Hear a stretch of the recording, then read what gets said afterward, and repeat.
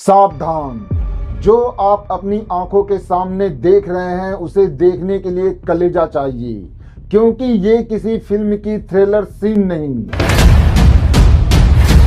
ना ही किसी OTT series की काल्पनिक कहानी या सोशल मीडिया पर फैलाया गया झूठ भी नहीं है। ये वो खौफनाक काला सच है जिसे पूरी दुनिया अपनी आंखों से देख रही है। लेकिन शर्म की बात यह है कि पूरी दुनिया ने अपनी आंखें फेर ली है, क्योंकि सच चुभता है।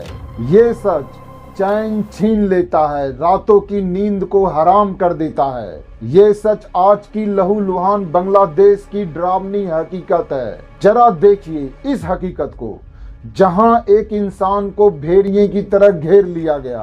पहले उसे बेरहमी से पीटा गया और फिर उसके बाद उसे जिंदा आग के हवाले कर दिया गया। इस तमाशा को देखने के लिए वहां खड़े हजारों लोगों में एक की भी हाथ उसकी मदद के लिए नहीं उठी, बल्कि उनकी हाथें उठी सिर्फ उनके मोबाइल के साथ उसके जलते हुए मौत को रिकॉर्ड करने के लिए, जैसे कि वहां कोई इंसान नहीं बल्कि कोई तमाशा जल रहा हो।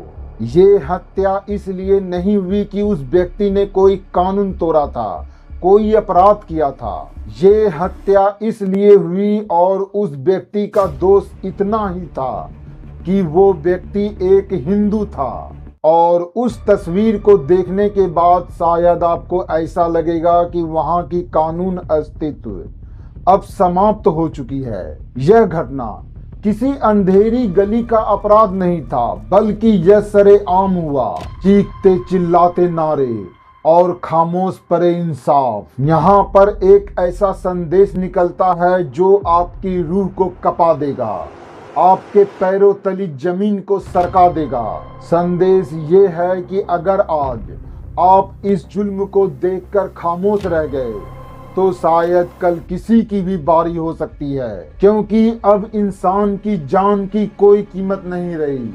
सिर्फ पहचान की कीमत है कि तुम सिर्फ एक हिंदू हो।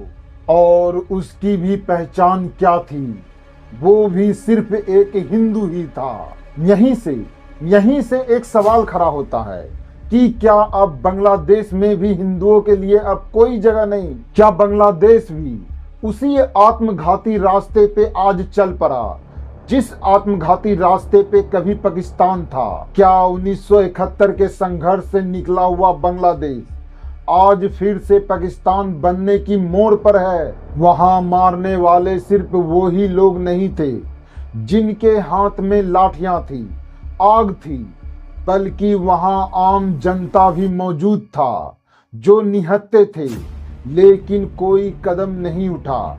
वहां पर खड़े प्रशासन ने भी कोई कदम नहीं उठाया। दोस्तों, वो नफरत जीत गई जहां एक इंसान की धार्मिक पहचान करके उसे मौत के घाट उतार दिया गया।